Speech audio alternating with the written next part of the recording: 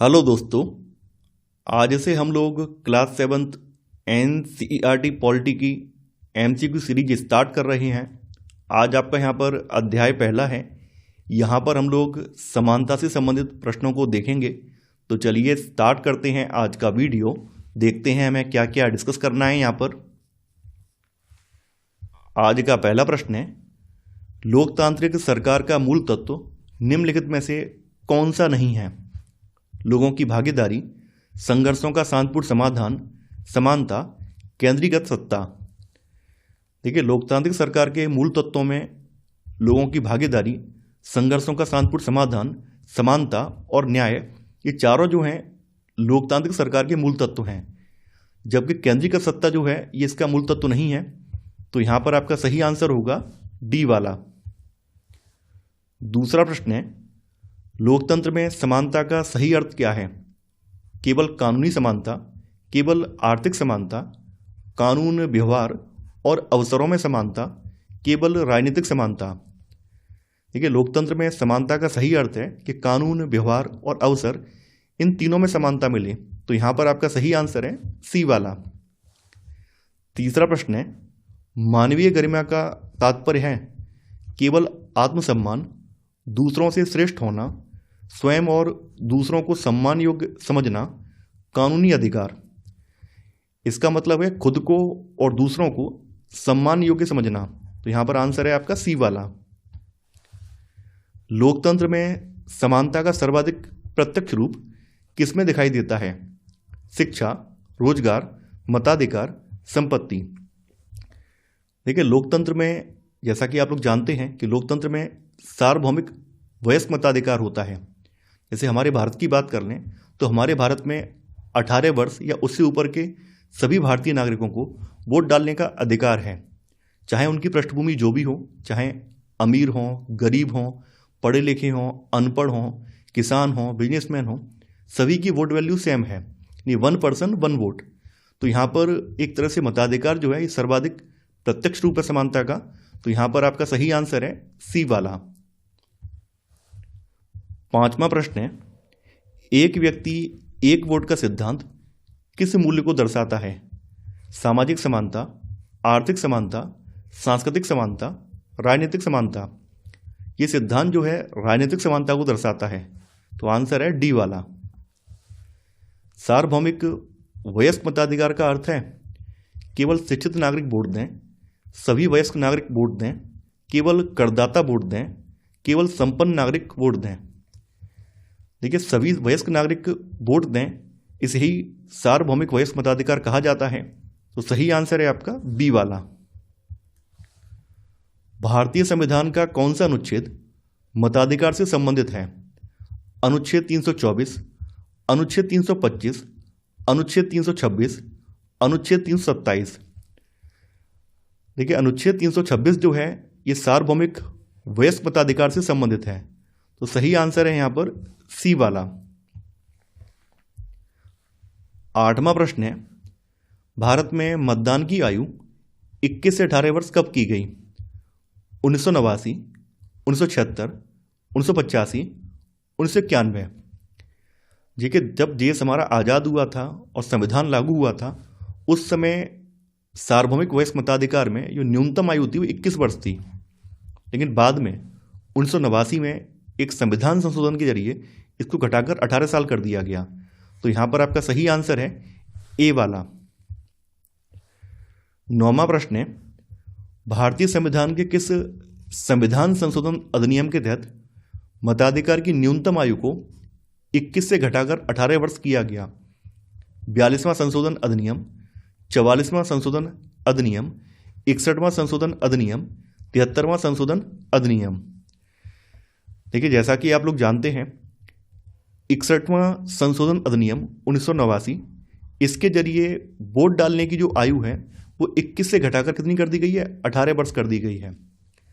और जैसा कि आप लोग जानते हैं 73वां संविधान संशोधन अधिनियम जो है ये पंचायती राज से संबंधित है। तो यहां पर हमारा सही आंसर है सी वाला। 10वां प्रश्न है, अनुच्छेद 326 किस प्रकार की समानता को सुनिश्चित करता है? सामाजिक, आर्थिक, राजनीतिक, सांस्कृतिक। देखिए अनुच्छेद 326 सार्वभौमिक वयस्क मताधिकार से संबंधित है और ये राजनीतिक समानता सुनिश्चित करता है, तो सही आंसर है सी वाला।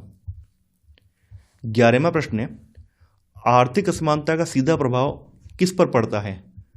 मतदान अधिकार, मूलभूत सुविधाएं, संविधान, न्यायपालिका। देखिए जो आर्थिक असमानता है इसका सीधा प्रभाव लोगों की मूलभूत सुविधाओं पे पड़ता है, यानी उनके जो अवसर हैं, उनको मिलने वाली जो मूलभूत सुविधाएं हैं वो उनसे वंचित रह जाते हैं। तो यहां पर आपका सही आंसर है बी वाला। 12वां प्रश्न है, समानता के संदर्भ में निम्न कथनों पर विचार कीजिए।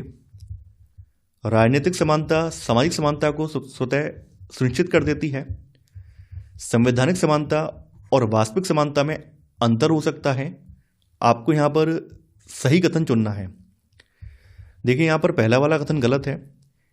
यह कहना यहां पर उचित नहीं होगा कि राजनीतिक समानता मिल जाने से सामाजिक समानता भी स्वतः सुनिश्चित हो जाएगी। ये गलत बात है। जैसे अपने भारत की बात करें तो हमारे यहाँ वोट की वैल्यू तो सेम है, चाहे वो दलित हो, सवर्ण हो, सबकी वोट की वैल्यू सेम है। लेकिन फिर भी जो हाशिए पर मौजूद समुदाय थे, जैसे दलित समुदाय है, आदिवासी समुदाय हैं, तो उनको कहीं ना कहीं सामाजिक समानता आज भी नहीं मिल पाई है। भले राजनीतिक समानता हमारे संविधान ने दे दी है, लेकिन सामाजिक समानता के लिए उन्हें संघर्ष करना पड़ रहा है। तो यहाँ पर आपका पहला वाला गलत हो जाएगा। यहाँ पर बिल्कुल सेकंड वाला सही है कि संवैधानिक समानता और वास्तविक समानता में अंतर हो सकता है। बिल्कुल सही बात है। भले कानून की नज़र में सब लोग बराबर हैं, लेकिन फिर भी आप लोग देखते हैं समाज में भेदभाव, असमानताएं ये सभी व्याप्त हैं। तो यहाँ पर आपका सही आंसर है बी वाला, यानी केवल 2 वाला। 13वां प्रश्न है, सार्वभौमिक वयस्क मताधिकार के संदर्भ में निम्नलिखित कथनों पर विचार कीजिए। यह समानता के विचार पर आधारित है। यह एक व्यक्ति एक वोट के सिद्धांत को पुष्ट करता है। भारतीय संविधान का अनुच्छेद 226 इसका संवैधानिक आधार है। आपको यहाँ पर सही कूट चुनना है, या बताना है कौन सा सही है। देखिए यहाँ पर पहला वाला सही है। यह समानता के विचार पर आधारित है और यह एक व्यक्ति एक वोट के सिद्धांत को पुष्ट करता है। सार्वभौमिक वयस्क मताधिकार का जिक्र अनुच्छेद 326 में है, न कि 226 में। जैसा कि आप लोग जानते हैं अनुच्छेद 226 जो है ये हाई कोर्ट की जो रिट की शक्ति है उससे संबंधित है। तो यहाँ पर आपका थर्ड वाला गलत हो जाएगा। यहाँ पर 1 और 2 सही है, तो सही आंसर है यहाँ पर बी वाला, यानी 1 और 2। 14वां प्रश्न है, 61 में संविधान संशोधन का मुख्य प्रभाव क्या था? संपत्ति के अधिकार को हटाना, मतदान की आयु 21 से घटाकर 18 वर्ष करना, पंचायती राज लागू करना, शिक्षा को मौलिक अधिकार बनाना। देखिए 61 में संविधान संशोधन 1989 का मुख्य प्रभाव जो है ये मतदान की आयु को घटाकर 21 से 18 वर्ष करना था। तो यहाँ पर आपका सही आंसर है बी वाला। 15वां प्रश्न है, निम्नलिखित में से कौन सा युग्म सुमेलित नहीं है? अनुच्छेद 17 अस्पृश्यता का अंत, अनुच्छेद 18 उपाधियों का अंत, अनुच्छेद 14 लोक नियोजन में अवसर की समानता, अनुच्छेद 15 भेदभाव का निषेध। देखिए आर्टिकल 17 जो है ये अस्पृश्यता उन्मूलन से संबंधित है। अनुच्छेद 18 जो है ये कृत्रिम विशेषाधिकारों को समाप्त करता है, यानी उपाधियों का अंत करता है। अनुच्छेद 15 जो है ये भेदभाव का निषेध करता है, यानी किसी भी प्रकार का भेदभाव हो उसका निषेध करता है। अनुच्छेद 14 जो है ये कानून की नज़र में समानता है, विधि के समक्ष समानता है। लोक नियोजन में अवसर की समानता वाला जो आर्टिकल है वो आर्टिकल 16 है, अनुच्छेद 16 है, ना कि 14। तो यहाँ पर आपका सी वाला गलत है। तो यहाँ पर आपका सही आंसर है सी वाला। 16वां प्रश्न है, दिव्यांगजन अधिकार अधिनियम 2016 के संदर्भ में सुगम्य भारत का क्या अर्थ है? मुफ्त इंटरनेट देना, भवनों और स्कूलों में ढलान की सुविधा सुनिश्चित करना, दिव्यांगों को विदेश भेजना, केवल ब्रेल लिपि में किताबें देना। देखिए सुगम्य भारत का अर्थ है दिव्यांगजनों के लिए भौतिक अवसंरचना, परिवहन और जो आईटी साधन है वो सब उनको मुहैया कराना। तो यहाँ पर बी वाला सही हो जाएगा कि भवनों और स्कूलों में जो ढलान है, रैंप है, यानी कहने का मतलब ये है कि यहाँ पर ये कहा गया है कि इनके लिए ऐसी अवसंरचना या इंफ्रास्ट्रक्चर बनाया जाएगा जहाँ पर ये आराम से परिसर को एक्सेस कर पाएँ। तो भवनों और स्कूलों में ढलान की सुविधा होने से इनको आने जाने में आसानी रहेगी। तो यहाँ पर आपका सही आंसर है बी वाला। 17वां प्रश्न है, गरिमा के हनन का समाज पर क्या प्रभाव पड़ता है? व्यक्ति का आत्मसम्मान कम होता है, समाज में संघर्ष बढ़ता है, लोकतंत्र की नींव कमजोर होती है, उपरोक्त सभी। देखिए यहाँ पर तीनों ही प्रभाव पड़ते हैं। जब किसी की गरिमा का हनन होता है तो व्यक्ति का आत्मसम्मान कम होता है, लोग अपने आप को जब अब दूसरों से अलग मानने लगते हैं तो समाज के साथ तालमेल नहीं बिठा पाते हैं, तो समाज में संघर्ष भी बढ़ जाता है। तो ऐसे करके जो लोकतंत्र में समावेशिता का जो विचार है उसका कहीं ना कहीं हनन होता है और लोकतंत्र की जो नींव है वो कमजोर होती है। तो यहाँ पर आपका सही आंसर है डी वाला, यानी उपरोक्त सभी।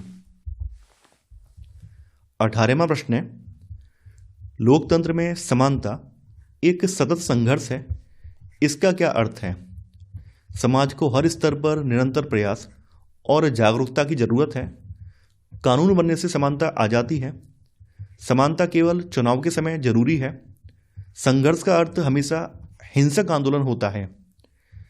देखिए लोकतंत्र की अगर हम बात करें तो जैसा कि आप लोग जानते हैं, अपने भारत की हम बात करते हैं तो भारत में भले संविधान हमारा जो है 26 जनवरी 1950 को लागू हो गया है पूरी तरह से, उसके बाद हमें आर्टिकल 14 के तहत विधि के समक्ष समानता मिल गई है, यानी कानून के सामने समानता मिल गई है।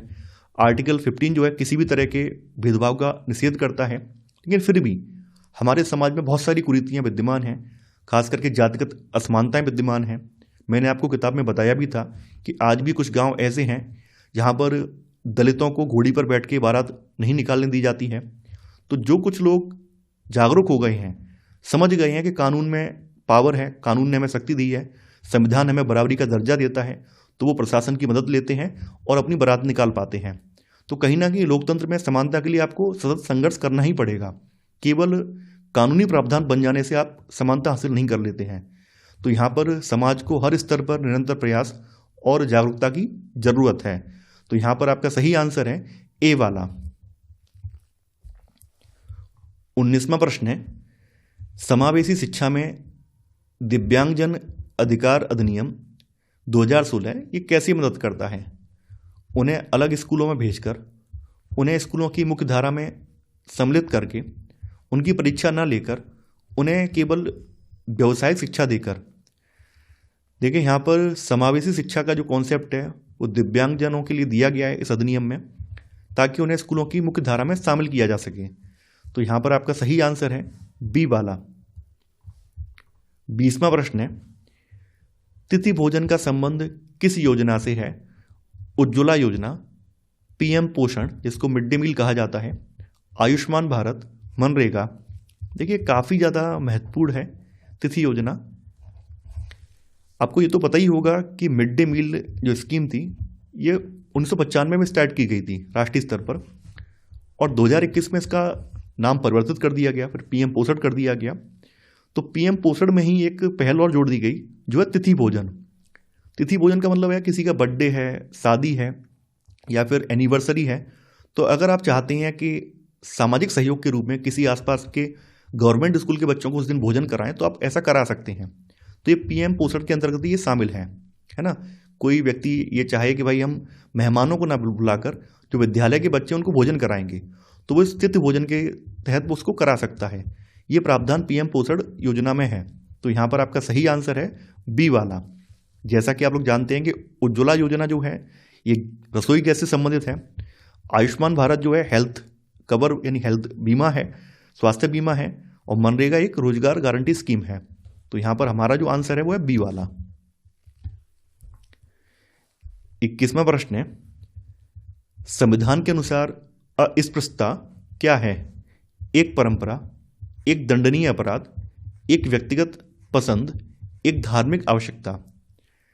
देखिए संविधान ने आर्टिकल 17 के तहत अनटचेबिलिटी यानी अस्पृश्यता को एक दंडनीय अपराध घोषित किया है।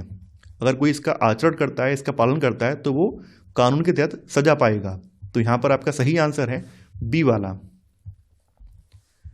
22वां प्रश्न है, पीएम पोषण योजना में बाल वाटिका क्या क्या अर्थ है?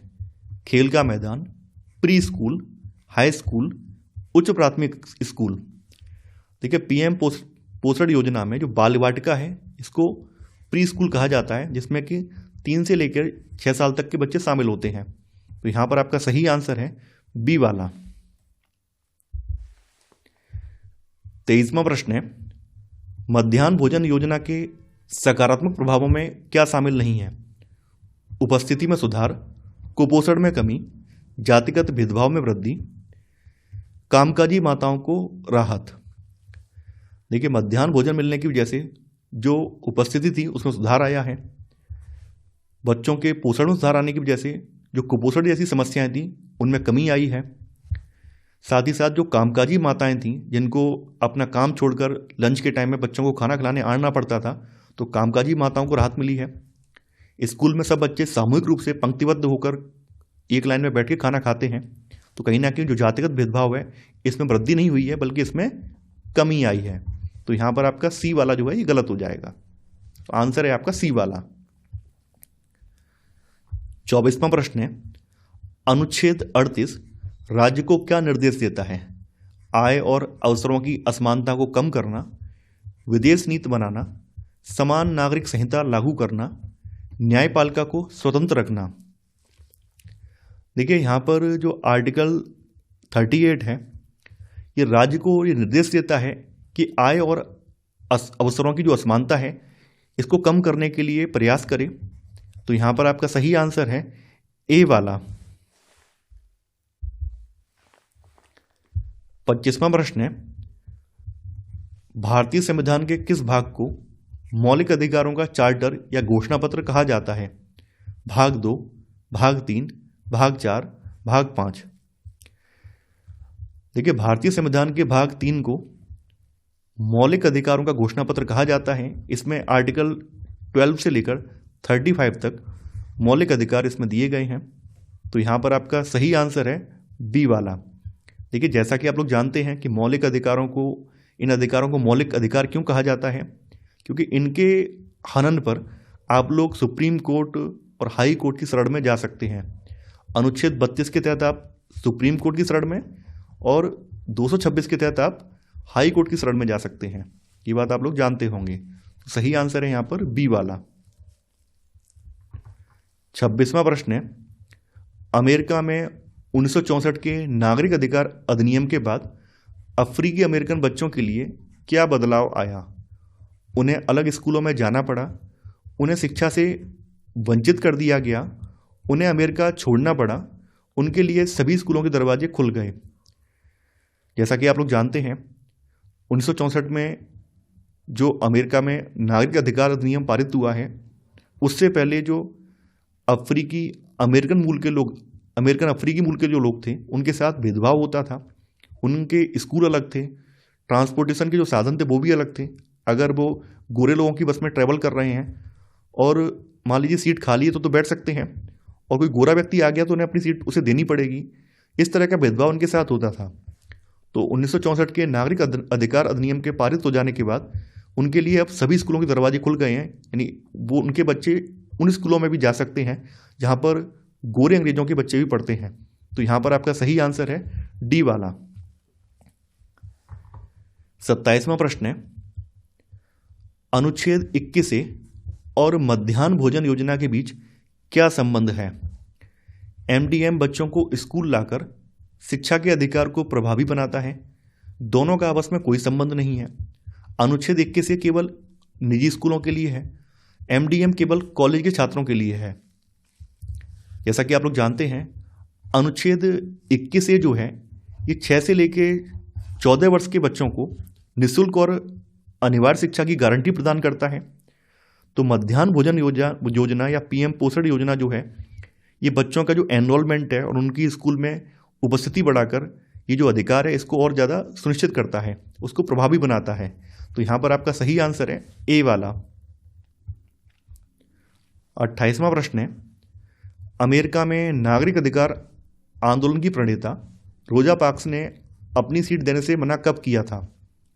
26 नवंबर 1952, 1 दिसंबर 1955, 4 जुलाई 1954, 1 दिसंबर 1960। देखिए ये घटना थी 1 दिसंबर 1955 की, जब रोजा पार्क्स अपनी कंपनी से आने के बाद अपने घर जा रही थी, यानी कि जॉब करने के बाद अपने घर जा रही थी। उस समय एक गोरा व्यक्ति आता है, इनसे इनकी सीट मांगता है, इनको सीट से उठाने की कोशिश करता है और ये मना कर देती हैं। तो इन्होंने ये पहल स्टार्ट कर दी कि भाई अब हम किसी से कम नहीं हैं, हमें भी बराबरी का दर्जा देना चाहिए। तो इन्होंने जो प्रतिक्रिया दी थी, इस प्रतिक्रिया के परिणाम स्वरूप धीरे धीरे करके लोग लामबंद हुए हैं और बाद में एक बड़ा जन आंदोलन खड़ा हुआ है और अंततः 1964 में अमेरिकी सरकार को नागरिक अधिकार अधिनियम पारित करना पड़ा है। तो यहाँ पर आपका सही आंसर है बी वाला। 29वां प्रश्न है, संविधान के अनुच्छेद 15(2) के अनुसार किसी नागरिक को कहाँ जाने से नहीं रोका जा सकता है? सार्वजनिक भोजनालयों और होटलों में, सरकारी कुओं और तालाबों पर, मनोरंजन के स्थानों में या उपरोक्त सभी में। देखिए अनुच्छेद 15(2) के अनुसार किसी भी नागरिक को धर्म, मूल वंश, जाति, लिंग या जन्म स्थान के आधार पर सार्वजनिक जो भोजनालय हैं या होटल हैं, सरकारी या सार्वजनिक कुएं हैं, तालाब हैं, स्नान घाट हैं या फिर जो पब्लिक मनोरंजन के स्थल हैं, उनमें कहीं भी इनको आने जाने से नहीं रोका जा सकता है। तो यहाँ पर आपका सही आंसर है डी वाला, यानी उपरोक्त सभी। 30वां प्रश्न है, सतत विकास लक्ष्यों को प्राप्त करने की समय सीमा क्या है? 2022, 2025, 2030, 2050। देखिए जैसा कि आप लोग जानते हैं, सतत विकास लक्ष्यों को यूएन ने एजेंडा 2030 के तहत इनको निर्धारित किया है या अपनाया है, जिनकी प्राप्ति की समय सीमा जो है 2030 निर्धारित की गई है। तो यहाँ पर आपका सही आंसर है सी वाला। 31वां प्रश्न है, संयुक्त राज्य अमेरिका में नागरिक अधिकार अधिनियम 1964 ने किन आधारों पर भेदभाव को वर्जित किया? केवल नस्ल, धर्म और राष्ट्रीय मूल, केवल भाषाई आधार, केवल आर्थिक आधार। देखिए इसने जो है नस्ल, धर्म और राष्ट्रीय मूल के आधार पर भेदभाव को वर्जित किया। तो सही आंसर है यहाँ पर बी वाला। 32वां प्रश्न है, भारतीय संविधान का अनुच्छेद 47 मध्याह्न भोजन योजना से किस प्रकार जुड़ा है? शिक्षा के अधिकार से, पोषण स्तर और सार्वजनिक स्वास्थ्य में सुधार के राज्य के कर्तव्य से, अस्पृश्यता के अंत से, ग्राम पंचायतों के गठन से। देखिए अनुच्छेद 47 ये राज्य को जनता के पोषण स्तर और जीवन स्तर में सुधार और सार्वजनिक स्वास्थ्य को बढ़ावा देने का दायित्व सौंपता है। तो यहाँ पर आपका आंसर है बी वाला। वहीं जो आर्टिकल 21 जो है ये शिक्षा के अधिकार से जुड़ा है। आर्टिकल 17 जो है ये अनटचेबिलिटी के अंश से है और ग्राम पंचायतों के गठन का जो आर्टिकल है वो आर्टिकल 243 है। तो यहाँ पर आपका सही आंसर होगा बी वाला। 33वां प्रश्न है, जूठन आत्मकथा के लेखक कौन हैं जो दलित अनुभवों को दर्शाती है? Doctor B R. अम्बेडकर, ज्योतिबा फुले, ओम प्रकाश वाल्मीकि, कांसीराम। तो जूठन जो है ओम प्रकाश वाल्मीकि आत्मकथा है जो कि दलित अनुभवों को दर्शाती है। तो सही आंसर है यहाँ पर सी वाला। 34वां प्रश्न है, जूठन आत्मकथा का शीर्षक क्या संकेत देता है? स्वादिष्ट भोजन के लिए संघर्ष, दलितों को दिए जाने वाले समाज के अपमानजनक अवशेष और उनकी स्थिति, अमीरों का जीवन, कृषि के पारंपरिक तरीके। देखिए जूठन आत्मकथा का जो शीर्षक है, दलितों के साथ जो समाज में अन्याय हुआ है, अपमान हुआ है और आज भी उनके साथ जो कुछ हो रहा है, तो उनकी वर्तमान स्थिति और पुराने समय के या अतीत के जो भी अवशेष हैं उनको दर्शाती है ये। तो यहाँ पर आपका सही आंसर है बी वाला। 35वां प्रश्न है, नागरिक अधिकार आंदोलन सिविल राइट्स मूवमेंट अमेरिका में कब प्रारंभ हुआ? 1940 के दशक में, 1950 के दशक के अंत में, 1960 के दशक के अंत में, 1970 के दशक में। देखिए ये जो आंदोलन है अमेरिका में 1950 के दशक के अंत में हुआ था। आपको याद होगा रोजा पार्क्स की जो घटना है 1955 वाली, दिसंबर 1955 वाली, उसके बाद ये आंदोलन स्टार्ट हुआ था। तो यहाँ पर आपका सही आंसर है बी वाला। 36वां प्रश्न है, मध्याह्न भोजन योजना को लागू करने वाला भारत का पहला राज्य कौन सा था?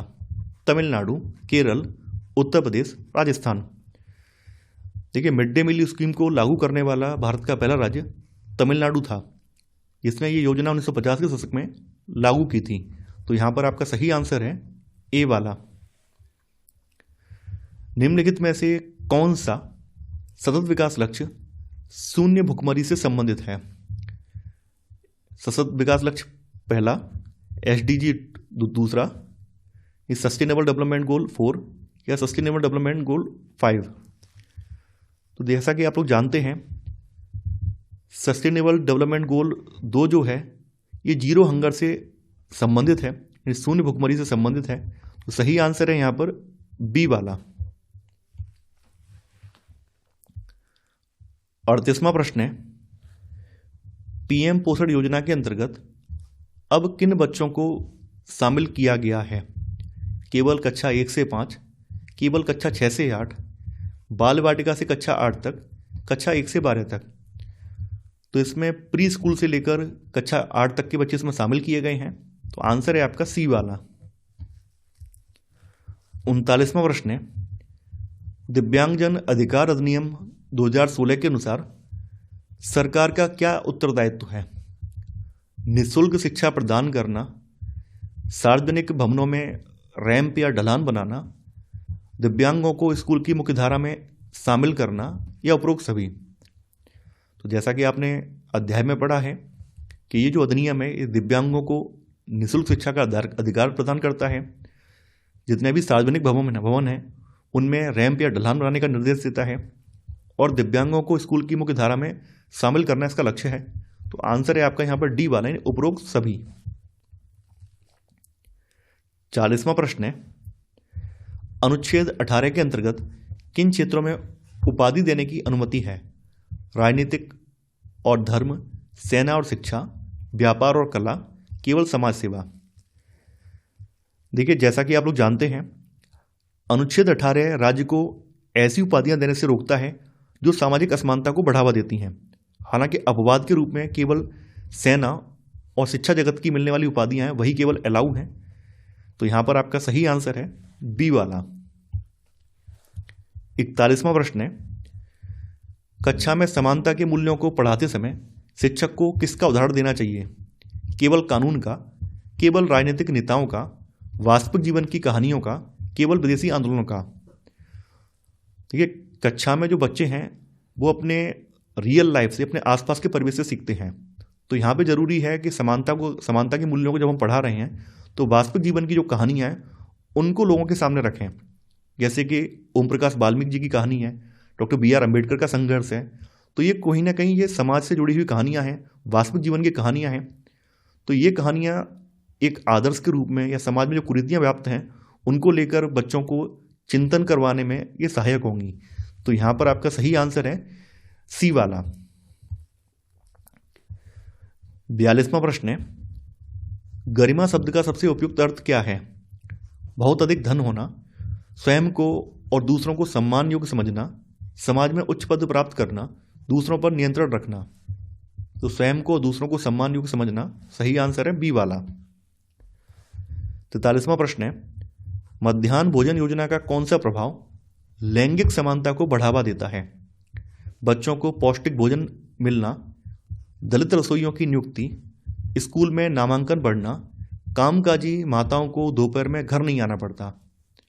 तो देखिए, यहाँ पर लैंगिक समानता कैसे बढ़ेगी? यानी जब महिला पुरुष दोनों काम कर पाएंगे तभी तो लैंगिक समानता बढ़ेगी।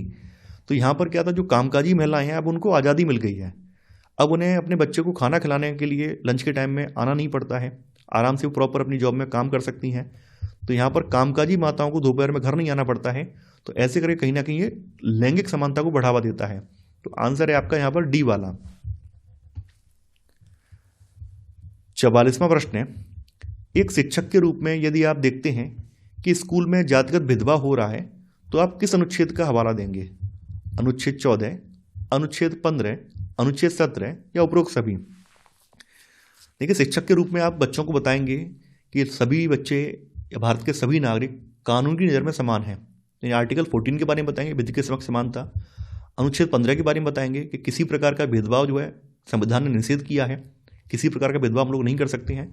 और आर्टिकल 17 के बारे में बताएंगे, जहाँ पर जो समाज के कुछ समुदाय हैं जिनको अछूत समझा जाता था, अब उनके साथ अनटचेबिलिटी वाला व्यवहार संविधान ने अंत कर दिया है। तो इन सभी आर्टिकल्स के बारे में, इन सभी के हवाला देकर बच्चों को समझाएंगे। तो यहाँ पर आपका सही आंसर होगा डी वाला, उपरोक्त सभी। 45वां प्रश्न है, विधि के समक्ष समानता का अर्थ क्या है? कानून अमीर गरीब में अंतर करेगा, राष्ट्रपति कानून से ऊपर है, हर व्यक्ति के लिए एक ही कानून, कानून केवल शिक्षित लोगों पर लागू होगा। देखिए आर्टिकल 14 में विधि के समक्ष समानता का जिक्र है और इसमें कहा गया है कि प्रत्येक व्यक्ति कानून की नज़र में समान है, चाहे वो राष्ट्रपति हो या गरीब मजदूर हो, सभी व्यक्ति जो है कानून की नज़र में समान है। तो यहाँ पर आपका सही आंसर है सी वाला। 46वां प्रश्न है, पीएम पोषण यानी मध्याह्न भोजन योजना किस मंत्रालय द्वारा संचालित है? शिक्षा मंत्रालय, महिला एवं बाल विकास मंत्रालय, स्वास्थ्य मंत्रालय, समाज कल्याण मंत्रालय। देखिए पीएम पोषण योजना जो है ये शिक्षा मंत्रालय द्वारा संचालित है, तो यहाँ पर आपका सही आंसर है ए वाला। 47वां प्रश्न है, एजेंडा 2030 किससे संबंधित है? अंतरिक्ष मिशन, सतत विकास लक्ष्य, डिजिटल इंडिया, जलवायु समझौता। देखिए एजेंडा 2030 जो है इस सस्टेनेबल डेवलपमेंट गोल से संबंधित है, तो सही आंसर है आपका बी वाला। 48वां प्रश्न है, डॉक्टर अंबेडकर के अनुसार आत्मसम्मान के बिना व्यक्ति क्या है?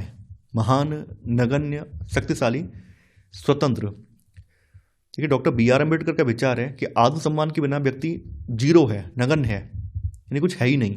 तो यहाँ पर आपका सही आंसर है बी वाला। 49वां प्रश्न है, लोकतंत्र में समानता का अंतिम उद्देश्य क्या है? राजनीतिक स्थिरता, आर्थिक विकास, गरिमापूर्ण जीवन, प्रशासनिक दक्षता। देखिए लोकतंत्र में समानता का जो अंतिम उद्देश्य है वो हर नागरिक को गरिमापूर्ण जीवन प्रदान करना है। तो यहाँ पर आपका सही आंसर है सी वाला। 50वां प्रश्न है, दिव्यांगजन अधिकार अधिनियम 2016 का संवैधानिक आधार किसमें निहित है? केवल अनुच्छेद 14, केवल अनुच्छेद 21, केवल नीति निदेशक तत्व या अनुच्छेद 14, 21 और 21 ए। तो देखिए इसका जो संवैधानिक आधार है वो आर्टिकल 14 यानी कानून के समक्ष समानता, आर्टिकल 21 जीवन का अधिकार, जैसा कि आप लोग जानते हैं आर्टिकल 21 जो है जीवन और गरिमा के अधिकार से संबंधित है, और 21 ए जो है निःशुल्क और अनिवार्य शिक्षा का प्रावधान करता है। तो दिव्यांगजन अधिकार अधिनियम जो है ये आर्टिकल 14, 21 और 21 ए इनसे प्रत्यक्ष रूप से संबंधित है। तो सही आंसर है आपका डी वाला। 51वां प्रश्न है, रोजा पार्क्स की घटना का संवैधानिक समतुल्य भारत में किससे है? अनुच्छेद 19, अनुच्छेद 21, अनुच्छेद 14 व 15, अनुच्छेद 25। देखिए काफ़ी इंपॉर्टेंट प्रश्न है। यहाँ कंपेयर किया गया है कि रोजा पार्क्स के साथ जो घटना घटित हुई या उसको असमान व्यवहार झेलना पड़ा, तो भारत में असमान व्यवहार को रोकने के लिए कौन कौन से संवैधानिक प्रावधान हैं। तो एक तो आर्टिकल 14 है कानून के समक्ष समानता, और आर्टिकल 15 है जो किसी भी प्रकार का भेदभाव निषेध करता है। तो यहाँ पर आपका सही आंसर है सी वाला। 52वां प्रश्न है, पीएम पोषण योजना सस्टेनेबल डेवलपमेंट गोल 2 और सस्टेनेबल डेवलपमेंट गोल 4 इनको कैसे जोड़ती है? पोषण और शिक्षा, पोषण और कौशल, शिक्षा और रोजगार, स्वास्थ्य और रोजगार। जैसा कि आप लोग जानते हैं सस्टेनेबल डेवलपमेंट गोल 2 जो है ये जीरो हंगर से रिलेटेड है, यानी कोई भी भूखा नहीं रहना चाहिए, है ना। और ये SDG 4 जो है ये क्वालिटी एजुकेशन संबंधित है, यानी गुणवत्तापूर्ण शिक्षा, सभी को गुणवत्तापूर्ण शिक्षा मिलनी चाहिए। तो यहाँ पर ये सही आंसर है ए वाला, ये पोषण और शिक्षा। 53वां प्रश्न है, मिड डे मील योजना किस प्रकार वास्तविक समानता को बढ़ावा देती है? समान पाठ्यक्रम देकर, समान परीक्षा लेकर, असमान परिस्थितियों को संतुलित करके, आरक्षण देकर। देखिए मिड डे मील योजना जो है ये असमान परिस्थितियों को संतुलित करके वास्तविक समानता को बढ़ावा देती है। जैसा कि आप लोग जानते हैं, स्कूल जाने वाले जो बच्चे होते हैं उनमें से हर एक की पृष्ठभूमि अलग अलग होती है। कोई बिल्कुल निर्धन है, कोई किसी मजदूर का बेटा है, कोई किसान का बेटा है, कोई बड़े किसान का बेटा है ना, कोई समृद्ध व्यक्ति है। तो यहाँ पर मिड डे मील योजना के तहत सभी को खाना मिलता है। यहाँ पर ये नहीं देखा जाता है कि भाई ये मजदूर का बच्चा है इसको नहीं मिलेगा, या फिर ये अमीर का बच्चा है इसको कम मिलेगा क्योंकि ये अमीर है, ऐसा कुछ नहीं है ना। तो यहाँ पर सभी को समान रूप से भोजन दिया जाता है। तो मिड डे मील योजना जो है ये वास्तविक समानता को बढ़ावा देती है, यानी असमान परिस्थितियों को संतुलित करके। तो यहाँ पर आपका सही आंसर है सी वाला। 54वां प्रश्न है, अनुच्छेद 18 का उद्देश्य क्या है? सम्मान को बढ़ावा देना, सामाजिक पदानुक्रम को समाप्त करना, प्रशासनिक सुविधा, रायशाही की पुनर्स्थापना। देखिए, अनुच्छेद 18 जो है ये सामाजिक जो पदानुक्रम है इनको समाप्त करता है। जैसे आपको पता होगा कि आज़ादी से पहले समाज में कुछ कुछ लोगों को कुछ उपाधियाँ मिली हुई थी, महाराजा, राय बहादुर, है ना। तो इस तरह की उपाधियों को समाप्त करता है। जो समाज में लोगों जो है ना दर्जा देते हैं, भाई हमारे तो वो माई बाप हैं, राजा साहब हैं, कुंवर साहब हैं। तो इस तरह की जो सामाजिक पदानुक्रम वाली जो उपाधियाँ, इनका ये अंत करता है। तो यहाँ पर आपका सही आंसर है बी वाला। 55वां प्रश्न है, अस्पृश्यता शब्द का संविधान में तात्पर्य है केवल दलितों के साथ भेदभाव, केवल सामाजिक बहिष्कार, सभी प्रकार के सामाजिक भेदभाव, ऐतिहासिक छुआछूत प्रथा। देखिए, अस्पृश्यता शब्द जो है संविधान में ऐतिहासिक छुआछूत की प्रथा को उन्मूलन करता है, इसको खत्म करता है और इसको दंडनीय अपराध घोषित करता है। तो सही आंसर है यहां पर डी वाला। 56वां प्रश्न है, निम्न में से कौन सा अनुच्छेद सकारात्मक भेदभाव यानी पॉजिटिव डिस्क्रिमिनेशन की अनुमति देता है? अनुच्छेद 14, अनुच्छेद 15, अनुच्छेद 16 या 15 और 16 दोनों। देखिए, जैसा कि आप लोग जानते हैं कि जो हमारा देश है यहाँ पर सकारात्मक भेदभाव की वकालत संविधान ने भी की है, संविधान के अनुच्छेदों ने भी की है। तो हमारे यहाँ आरक्षण का प्रावधान भी दिया गया है। आर्टिकल 15 में इसका एक सब आर्टिकल है 3 और 4, उसमें ये कहा गया है कि जो राज्य है वो महिलाओं को, बच्चों को या सामाजिक या शैक्षिक रूप से जो पिछड़े हुए लोग हैं उनको शिक्षण संस्थानों में आरक्षण देगा। ऐसी आर्टिकल 16 में रोजगार के बारे में भी उन्हें आरक्षण के प्रावधान इनको दिए गए हैं। तो यहाँ पर आपका सही आंसर है डी वाला, यानी 15 और 16 दोनों। ये सकारात्मक भेदभाव का उदाहरण है। 57वां प्रश्न है, जातिगत असमानता को संरचनात्मक बुराई कहने का मुख्य कारण क्या है?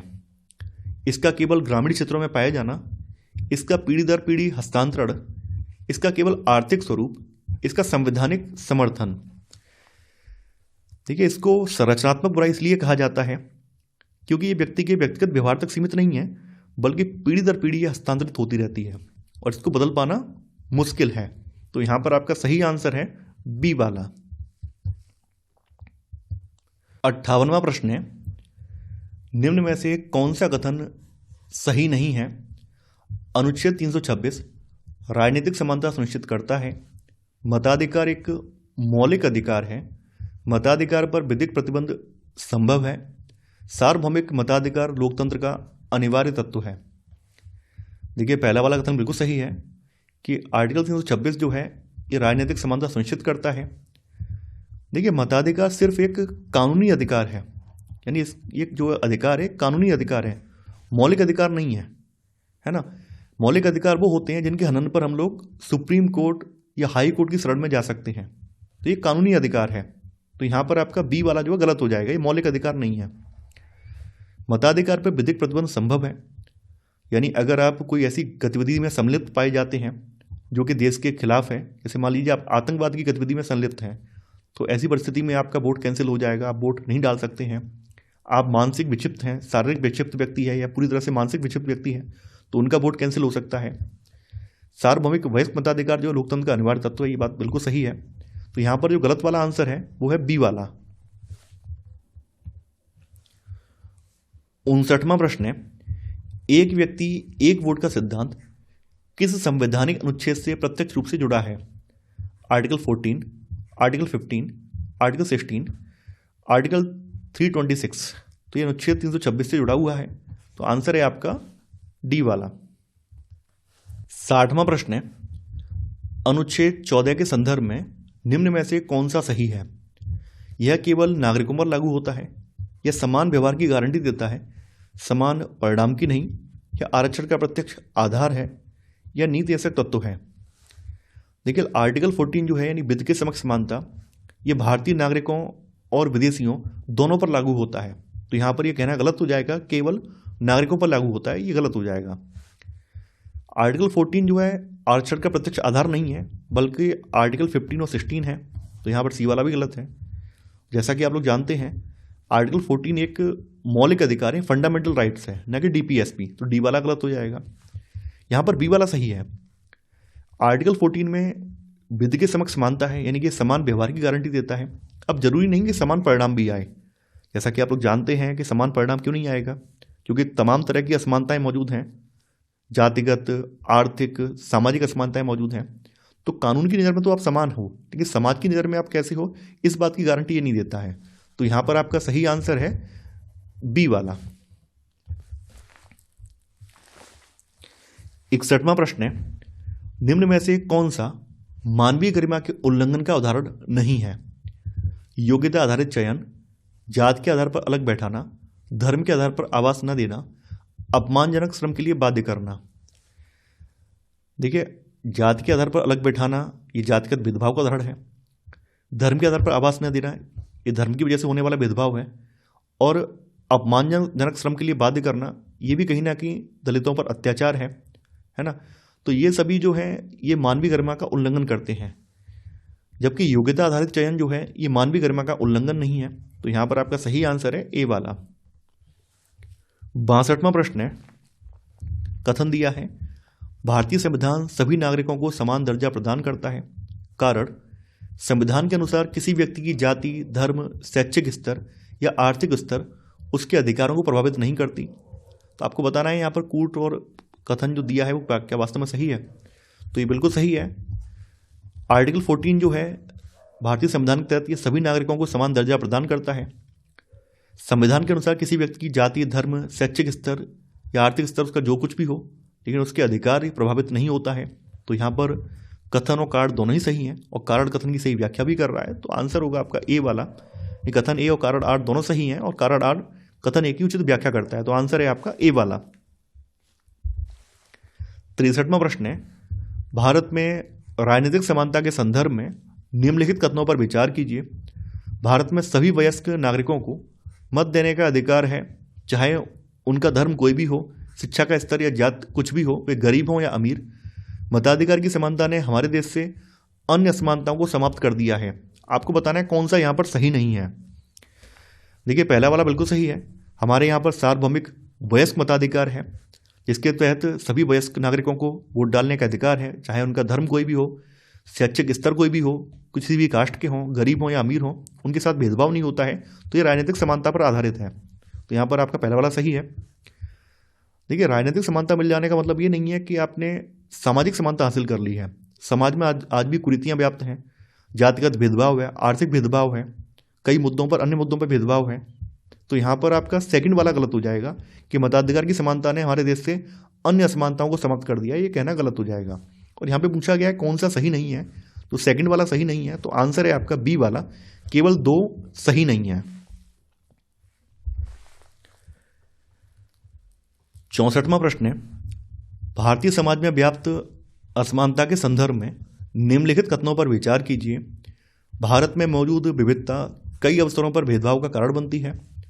भारतीय समाज संविधान निर्माण से पूर्व वर्ण व्यवस्था में बटा हुआ था। इसके कारण निम्न वर्ग की जातियां हाशिए पर रहीं। जब लोगों के साथ असमानता का व्यवहार होता है तो उनकी गरिमा को कोई ठेस नहीं पहुंचती। हमारे देश में मौजूद अल्पसंख्यक समुदायों को संविधान में विशेषाधिकार मिलने के कारण असमानता का सामना नहीं करना पड़ता। आपको यहाँ बताना है कौन सा कथन आपका जो है असत्य है। देखिए ये सही बात है कि भारत में जो मौजूद विविधता है कई बार ये भेदभाव का कारण भी बनती है। ये बात बिल्कुल सही है। भारतीय समाज जो है संविधान निर्माण से पहले ये बड़ व्यवस्थाओं में विभाजित था और बड़ व्यवस्था आगे चलकर जाति व्यवस्था में डिवाइड हो गई, जिसमें कि जो निम्न वर्ग की जातियाँ थी वो हाशिए पर रहीं, कि समाज की मुख्यधारा में शामिल ही नहीं हो पाई। तो यहाँ सेकंड वाला भी सही है।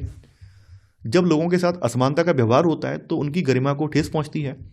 तो यहाँ पर आपका तीसरा वाला गलत हो जाएगा। देखिए, हमारे देश में मौजूद जो अल्पसंख्यक समुदाय है ना, इनको संविधान में कुछ प्रावधान दिए गए हैं संविधान के तहत, उसके बाद भी इन्हें असमानता का सामना करना पड़ता है। तो यहाँ पर आपका बोला गया है कि असमानता का सामना नहीं करना पड़ता है, ये गलत हो जाएगा। यहाँ पर 3 और 4 असत्य हैं, तो आंसर है आपका सी वाला, केवल 3 और 4 गलत हैं। 65वां प्रश्न है, समानता के संदर्भ में भारतीय संविधान में उल्लिखित प्रावधानों के संदर्भ में निम्नलिखित कथनों में से कौन सा असत्य है? कानून की दृष्टि में प्रत्येक व्यक्ति समान है, धर्म, जाति, वंश, जन्म स्थान और लैंगिक आधार पर भेदभाव नहीं किया जा सकता, सार्वजनिक स्थानों पर भेदभाव निषेध है, अनुच्छेद 18 में अस्पृश्यता उन्मूलन का उल्लेख है।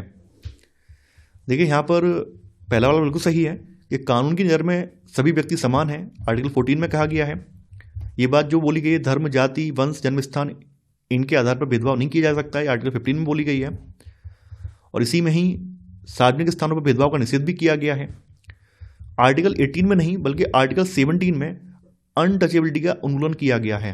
तो यहाँ पर आपका डी वाला जो है गलत है, तो सही आंसर है यहाँ पर डी वाला।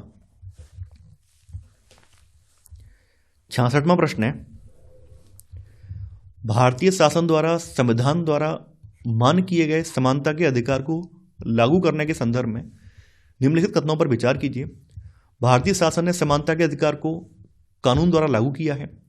समानता को सुनिश्चित करने के अन्य प्रयासों में सरकारी योजनाओं और कार्यक्रमों द्वारा सुविधाहीन समाजों की मदद करना है। आपको यहाँ बताना है कौन सा सही है। ये बिल्कुल सही बात है कि संविधान द्वारा मान किए गए जो भी समानता के अधिकार हैं, इसको भारतीय शासन ने कानून बनाकर लागू किया है, बिल्कुल सही है। इसके अलावा समानता को सुनिश्चित करने के लिए अन्य जो समुदाय जो हाशिए पर रहे हैं, उनको समाज की मुख्य धारा में जोड़ने के लिए, उनके साथ समानता का व्यवहार करने के लिए कुछ योजनाएं और कार्यक्रम भी लॉन्च किए हैं ताकि उनकी मदद हो सके। तो यहाँ पर आपका दूसरा वाला भी सही है, तो यहाँ पर आपका दोनों ही सही है, तो आंसर होगा आपका सी वाला, यानी 1 और 2 दोनों। 67वां प्रश्न है, यह किसका कथन है? मनुष्य नाशवान है, प्रत्येक व्यक्ति को किसी न किसी दिन मरना है, परंतु व्यक्ति को यह संकल्प लेना चाहिए कि वह अपने जीवन का बलिदान आत्मसम्मान के उच्च आदर्शों को विकसित करने और अपने मानव जीवन को बेहतर बनाने में करेगा। ज्योतिबा फुले, महात्मा गांधी, B.R. अम्बेडकर, ओम प्रकाश वाल्मीकि। देखिए, ये कथन जो है डॉक्टर B.R. अम्बेडकर का है, तो सही आंसर है आपका सी वाला। 68वां प्रश्न है, भारत सरकार द्वारा संचालित PM पोषण यानी मध्याह्न भोजन योजना के संदर्भ में निम्नलिखित कथनों पर विचार कीजिए। इस कार्यक्रम के अंतर्गत सभी सरकारी माध्यमिक स्कूलों के बच्चों को दोपहर का भोजन स्कूल द्वारा दिया जाता है। स्कूल में दोपहर का भोजन देने की योजना सर्वप्रथम केरल राज्य में प्रारंभ की गई थी। 2001 में उच्चतम न्यायालय ने सभी राज्य सरकारों को अपने अपने राज्य के स्कूलों में 6 महीने के अंदर इसे आरंभ करने का निर्देश दिया था। मध्याह्न भोजन मिलने के कारण बच्चों की स्कूल में उपस्थिति में सुधार आया है। आपको यहाँ बताना है कौन सा कथन गलत है। देखिए, जैसा कि आप लोग जानते हैं, जो PM पोषण योजना है, इसमें बाल वाटिका वाले प्री प्राइमरी, प्राथमिक और उच्च प्राथमिक बच्चे शामिल किए गए हैं। माध्यमिक स्कूलों के बच्चे शामिल नहीं किए गए हैं। 9 से 12 वाले जो बच्चे हैं, अच्छा 9 से 12 वाले, वो इसमें शामिल नहीं है, तो यहाँ पहला वाला गलत हो जाएगा। सबसे पहले योजना कहाँ स्टार्ट हुई? तमिलनाडु में स्टार्ट हुई, ना कि केरल में, तो सेकंड वाला गलत हो जाएगा। 2001 में सुप्रीम कोर्ट ने सभी राज्यों को निर्देश दिया कि 6 महीने के अंदर अपने राज्य में स्कीम इंप्लीमेंट करें, तो यहाँ पर तीसरा वाला भी सही है। MDM मिलने की वजह से जो बच्चों की स्कूल में उपस्थिति है उसमें सुधार आया है। यहाँ पे पूछा गया कौन सा गलत है, यहाँ पर 1 और 2 गलत है, तो आंसर है आपका ए वाला, केवल 1 और 2 असत्य है। 69वां प्रश्न है, संयुक्त राज्य अमेरिका में अफ्रीकी अमेरिकन लोगों द्वारा समानता के अधिकार के लिए चलाए गए आंदोलन के संदर्भ में निम्नलिखित कथनों पर विचार कीजिए। आपको यहाँ बताना है कौन सा कथन गलत है। रोजा पार्क्स, जो कि एक यूरोपीय अमेरिकन महिला थी, की बस में विरोधी प्रतिक्रिया के फलस्वरूप असमानता को लेकर एक विशाल आंदोलन प्रारंभ हो गया। 1964 के नागरिक अधिकार अधिनियम ने नस्ल, धर्म और राष्ट्रीय मूल के आधार पर भेदभाव को निषेध कर दिया। तो आपको यहाँ बताना है कौन सा कथन आपका असत्य है, यानी गलत कौन सा है वो बताना है। देखिए, यहाँ पर आपका पहला वाला जो है ये गलत है। यहाँ पे लिखा हुआ है रोजा पार्क्स एक यूरोपीय अमेरिकन महिला थी। नहीं, यूरोपीय अमेरिकन नहीं थी, बल्कि अफ्रीकी अमेरिकन महिला थी। इनका मूल जो था अफ्रीका का था, एक निग्रो महिला थी। तो अफ्रीकी अमेरिकन महिला थी और इन्होंने अपनी बस में सीट देने से मना कर दिया था गोरे व्यक्ति को। इसकी प्रतिक्रिया के फलस्वरूप यहाँ पर एक विशाल आंदोलन प्रारंभ हो गया, जिसने अंततः नागरिक आंदोलन का अधिकार आंदोलन का रूप ले लिया। तो यहाँ पर आपका पहला वाला गलत हो जाएगा, सेकंड वाला सही है। 1964 के नागरिक अधिकार अधिनियम ने नस्ल, धर्म और राष्ट्रीय मूल के आधार पर भेदभाव को निषेध कर दिया। यहाँ पे पूछा गया कौन सा गलत है, तो पहला वाला गलत है, तो आंसर है आपका ए वाला, केवल एक। 70वां प्रश्न है, भारत में दिव्यांगजन अधिकार अधिनियम कब पारित हुआ? 2015, 2016, 2017, 2018। दिव्यांगजन अधिकार अधिनियम जो है भारत में 2016 में पारित हुआ था। सही आंसर है यहाँ पर बी वाला। 71वां प्रश्न है, कथन ए, दलित शब्द निचली कही जाने वाली जातियों के लोग स्वयं को संबोधित करने के लिए प्रयोग में लाते हैं। कारण, यह शब्द उनके दबे होने की ऐतिहासिक सच्चाई को स्वीकार करने और उसके विरुद्ध एक पहचान बनाने का प्रतीक है। पहला कथन यहाँ बिल्कुल सही है कि दलित शब्द जो है निचली कही जाने वाली जातियों के लोग स्वयं को संबोधित करने के लिए प्रयोग में लाते हैं। इसका कारण है कि दलित का अर्थ होता है दबा हुआ या कुचला हुआ। तो अतीत में उनके साथ जो भी अत्याचार हुए हैं, तो कहीं ना कहीं ये उनको रिप्रेजेंट करता है, और वर्तमान में भी उन्हें जो कुछ झेलना पड़ रहा है, तो उस पहचान को उजागर करने के लिए वो लोग दलित शब्द का इस्तेमाल करते हैं। तो यहाँ पर आंसर है आपका ए वाला। कथन ए और कारण आर दोनों सही हैं, और कारण आर जो है कथन ए की उचित व्याख्या करता है। तो आंसर है आपका ए वाला। 72वां प्रश्न है, सामाजिक समानता पढ़ाते हुए शिक्षण का सबसे उपयुक्त उपागम क्या होना चाहिए? समुदायों से अनुभवों के दृष्टांत देना जो बच्चे का सामाजिक और सांस्कृतिक परिवेश बनाते हैं। अस्पृश्यता के व्यवहार की विस्तार से व्याख्या करना, संकल्पना को व्याख्यायित करना, जैसा पाठ्यपुस्तक में वर्णन किया गया है। सामाजिक समानता से जुड़ी पाठ्य सामग्रियों की समीक्षा के लिए विद्यार्थियों को परियोजना कार्य देना, यानी यहाँ पर बताना है कि क्या करना चाहिए। तो यहाँ पर सबसे जरूरी है कि समुदाय के अनुभव से जुड़े जो दृष्टांत हैं, उदाहरण हैं, जो कि बच्चों के सामाजिक और सांस्कृतिक परिवेश को बनाते हैं, उनको बताना चाहिए। जैसे B.R. अम्बेडकर के बारे में बताया, या फिर जो अन्य लोग हैं जिनके साथ भेदभाव हुआ है, उनके साथ समानता क्यों की जानी चाहिए, समानता का व्यवहार उनके लिए क्यों जरूरी था, ये सब उदाहरण देने चाहिए। तो यहाँ पर आपका सही आंसर होगा ए वाला। 73वां प्रश्न है, शिक्षा का अधिकार अनुच्छेद 21 के अंतर्गत एक मौलिक अधिकार है जो जीवन का अधिकार से संबंधित है, क्योंकि शिक्षा गरिमामय जीवन जीने में सहायता करती है। केवल शिक्षित व्यक्तियों को जीवन का अधिकार है, शिक्षा जीवन है, सभी व्यक्तियों को शिक्षा का अधिकार नहीं है। देखिए, जैसा कि आप लोग जानते हैं कि संविधान का जो अनुच्छेद 21 है, ये जीवन और व्यक्तिगत स्वतंत्रता की गारंटी देता है। तो सुप्रीम कोर्ट ने प्रीवियस में कुछ ऐसे केस थे जिनमें ये बात कही थी कि ये बात सुप्रीम कोर्ट ने टिप्पणी की थी कि जीवन के अधिकार का मतलब केवल सांस लेना नहीं है, बल्कि गरिमा के साथ, मानवीय गरिमा के साथ जीवन व्यतीत भी करना है। तो यहाँ पर इसी तर्क की वजह से बाद में 86वां संविधान संशोधन अधिनियम 2002 में पारित किया गया, और आर्टिकल 21 में एक और आर्टिकल 21A जोड़ा गया, जिसके तहत शिक्षा के अधिकार को 6 से 14 वर्ष के बच्चों के लिए निःशुल्क और अनिवार्य बनाया गया, क्योंकि शिक्षा जो है गरिमामय जीवन जीने में सहायता करती है। सही आंसर है यहाँ पर आपका ए वाला। 74वां प्रश्न है, संविधान के किस अनुच्छेद के अंतर्गत अस्पृश्यता के कारण किसी अयोग्यता को लागू करना कानून के अनुसार एक दंडनीय अपराध घोषित किया गया है? अनुच्छेद 21, अनुच्छेद 28, अनुच्छेद 15, अनुच्छेद 17। तो आर्टिकल 17 ने जो है अस्पृश्यता को एक दंडनीय अपराध घोषित किया है। तो सही आंसर है आपका डी वाला। भारत में असमानता का मुख्य कारण क्या है? जाति, लिंग, गरीबी, धर्म। देखिए, सीटेट की जो आंसर की है उसमें ये आंसर जो है गरीबी को माना गया है। वैसे अगर आप यूपीएससी के पॉइंट ऑफ व्यू से देखेंगे तो भारत में जो असमानता आज वर्तमान में आप लोग देखते हैं, उसका मुख्य कारण जाति रही है। जैसा कि आप लोग जानते हैं, पूर्व में कुछ जातियां जो थी, संभ्रांत तबके या सवर्ण तबके की जातियां जो थी, उनके पास संसाधन ज़्यादा थे। वहीं कुछ जातियां ऐसी थी जो कि सामाजिक बहिष्कार की वजह से जिनके पास संसाधन नगण्य थे। तो कहीं ना कहीं जो जातियां हाशिए पर रहीं वो गरीबी की शिकार भी हैं, है ना। तो उनको असमानता ज़्यादा झेलनी पड़ रही है। तो यहाँ पर अगर यूपीएससी के हिसाब से देखेंगे तो आंसर जाति होगा। अगर यहाँ पे सीटेट के हिसाब से देखते हैं तो इसका आंसर गरीबी है। तो आंसर है आपका सी वाला। 76वां प्रश्न है, संयुक्त राज्य अमेरिका में नागरिक अधिकार आंदोलन शुरू हुआ था। सभी अफ्रीकी अमेरिकन नागरिकों के लिए समान अधिकारों तथा जाति विभेद की समाप्ति की मांग के लिए, अफ्रीकी अमेरिकन महिलाओं के मताधिकार की मांग के लिए, अफ्रीकी अमेरिकन पुरुषों के मताधिकार की मांग के लिए, अफ्रीकी अमेरिकन वरिष्ठ नागरिकों की सामाजिक सुरक्षा की मांग के लिए। तो जैसा कि आप लोग जानते हैं, ये आंदोलन जो है सभी अफ्रीकी अमेरिकन नागरिकों के लिए समान अधिकारों और जाति विभेद की समाप्ति की मांग के लिए स्टार्ट हुआ था। तो आंसर है आपका ए वाला। 77वां प्रश्न है, भारत में अस्पृश्यता प्रथा के कारण निम्नलिखित में से किस मौलिक अधिकार का उल्लंघन किया जाता है? समानता का अधिकार, स्वतंत्रता का अधिकार, शोषण के विरुद्ध अधिकार, संवैधानिक उपचारों का अधिकार।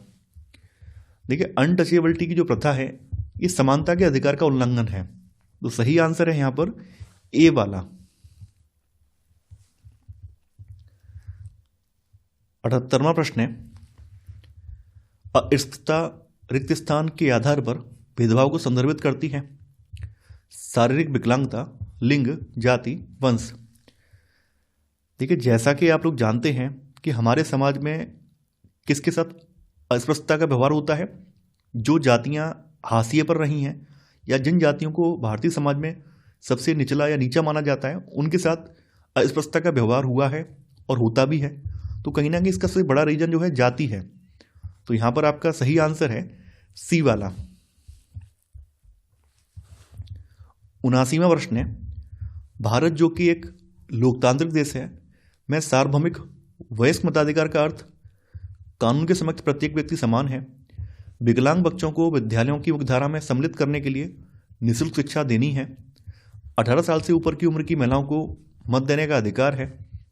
प्रत्येक व्यक्ति जो 18 साल से ऊपर की उम्र का है उसे मत देने का अधिकार, चाहे उसकी सामाजिक और आर्थिक पृष्ठभूमि कैसी भी हो। तो यही इसका सही आंसर है। तो आंसर है आपका डी वाला। 80वां प्रश्न है, निम्नलिखित में से कौन से सामाजिक विज्ञान के शिक्षण के लिए समय समानता की चर्चा के उद्देश्य हैं?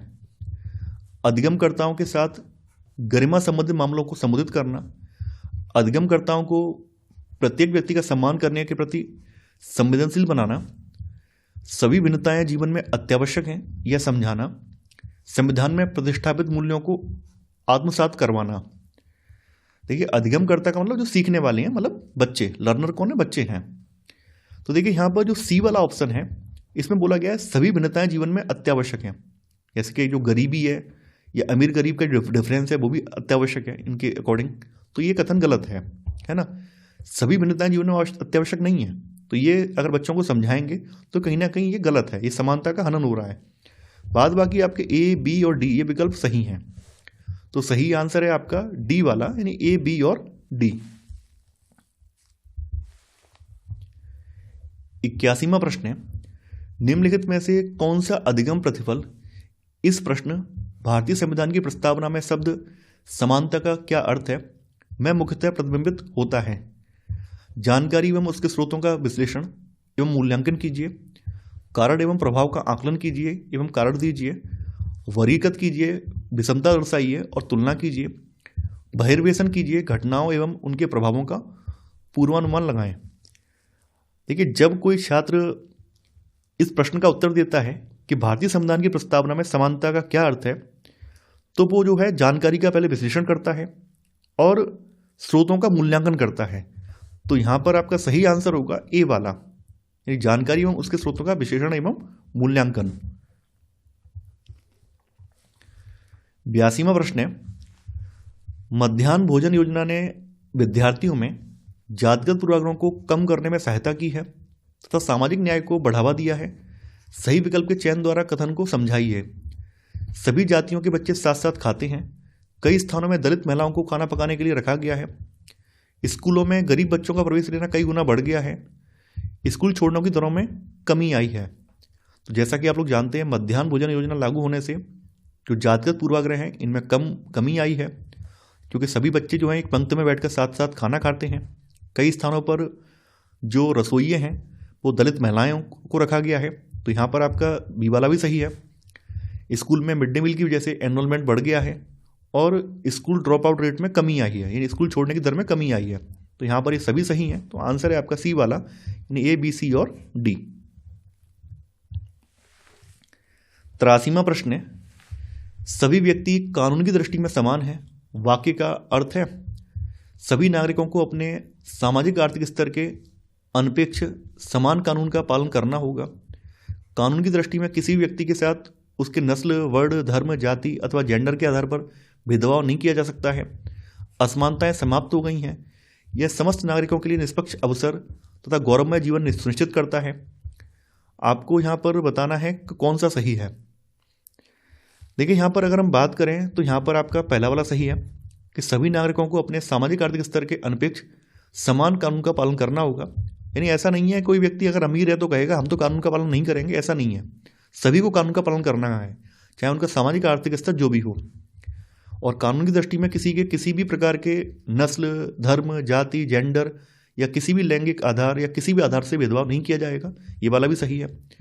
असमानताएं समाप्त हो गई हैं, ये कहना गलत है, क्योंकि आज भी भारत में आर्थिक असमानता है, जातिगत असमानता है, भाषाई असमानता। आप लोग देखते हैं कि कई राज्यों में भाषाओं को लेकर संघर्ष हो रहा है, तो असमानताएं समाप्त नहीं हुई हैं। डी वाला सही है, यह समस्त नागरिकों के लिए निष्पक्ष अवसर और गौरवमय जीवन सुनिश्चित करता है। तो यहाँ पर आपका ए, बी और डी सही है, तो सही आंसर है आपका ए वाला है। 84वां प्रश्न है, स्वतंत्र भारत के संबंध में निम्नलिखित कथनों पर विचार कीजिए। कथन ए, हमारा संविधान कानून की नज़र में सबको बराबर मानता है, लेकिन असल जिंदगी में कुछ भारतीय औरों के मुकाबले ज़्यादा बेहतर हैं या बराबर हैं। कारण, भारतीय संविधान में तय किए गए आदर्शों को हम अभी तक साकार नहीं कर पाए हैं। ये बिल्कुल सही बात है, कानून की नज़र में हम लोग बराबर हैं, लेकिन असल जिंदगी में कुछ भारतीय जो हैं औरों के मुकाबले ज़्यादा बराबर हैं। यानी व्यंग किया गया है कि कुछ भारतीय ऐसे हैं कि अन्य के मुकाबले ज़्यादा बराबर का मतलब ज़्यादा अच्छे हैं, अच्छी हालत में हैं। ये एक तरह का व्यंग है और ये बात सही भी है। भले हम लोग कानून की नज़र में बराबर हैं, लेकिन फिर भी आप देखेंगे कुछ लोग जो हैं वो सामाजिक पायदान पे, आर्थिक पायदान पे अन्यों से बहुत ऊपर हैं। तो यहाँ पर कथन सही है। कारण यहाँ पर बिल्कुल सही है कि भारतीय संविधान में जो तय किए गए आदर्श हैं इनको हम अभी तक साकार नहीं कर पाए हैं। जैसे कि राज्य को जिम्मेदारी सौंपी गई है कि आय और अवसरों में जो असमानता है उसको कम करेगा, लेकिन राज्यों ने अपना दायित्व तो सही से निभाया नहीं, है ना। तो ये बात सही है। तो यहाँ कथन और कारण दोनों सही हैं, और कारण जो है कथन की सही व्याख्या भी है। तो आंसर है आपका ए वाला। ए और आर दोनों सही हैं, परंतु आर ए का सही कारण है, तो आंसर है यहाँ पर ए वाला। 85वां प्रश्न है, दो मौलिक अधिकार जिनकी मांग पर हाशियाकृत समूह बल दे सकते हैं ताकि उनके साथ भी गरिमामय और समानता का व्यवहार किया जाए, वे हैं समानता का अधिकार, सांस्कृतिक और शैक्षणिक अधिकार, शोषण के विरुद्ध अधिकार, स्वतंत्रता का अधिकार। आपको सही उत्तर का चयन करना है। देखिए, हाशियाकृत समूह में कौन कौन आता है? एक तो आपके जो निचली समझे जाने वाली जो जाति के लोग हैं, जिनको दलित कहा जाता है, वो आ जाते हैं, आदिवासी समूह आ जाते हैं और अल्पसंख्यक आ जाते हैं। हाशियाकृत का मतलब ये है कि समाज की मुख्य धारा में ये लोग नहीं हैं और कहीं ना कहीं इनका जो बहुमत है वो भी कम है, इनका वर्चस्व भी नहीं है, राजनीतिक वर्चस्व भी नहीं है और आर्थिक रूप से भी उतना सशक्त नहीं है ना। तो अगर इन्हें गरिमा में जीवन जीना है या समानता का व्यवहार इनके साथ किया जाना है तो इनको समानता का अधिकार और सांस्कृतिक और शैक्षणिक अधिकार मिलना जरूरी है। तो यहाँ पर आपका सही आंसर है ए वाला, यानी कि 1 और 2 दोनों। 86वां प्रश्न है, भारतीय संविधान के अनुसार इस प्रकार का आरक्षण समानता के अधिकार का उल्लंघन नहीं है। समान अवसर सुनिश्चित करने के लिए किसी के साथ विशेष व्यवहार अपनाना, जिन राज्यों से प्रतिनिधि या मंत्री चुनकर आते हैं उन राज्यों के लोगों को नौकरियां देना, भाई भतीजावाद के आधार पर रोजगार सुनिश्चित करना, राजनेताओं के सगे संबंधियों को नौकरियां देना। देखिए, अभी हमने पॉजिटिव डिस्क्रिमिनेशन के बारे में प्रश्न देखा था, इस सकारात्मक भेदभाव के बारे में देखा था कि हमारे संविधान में इसका प्रावधान है।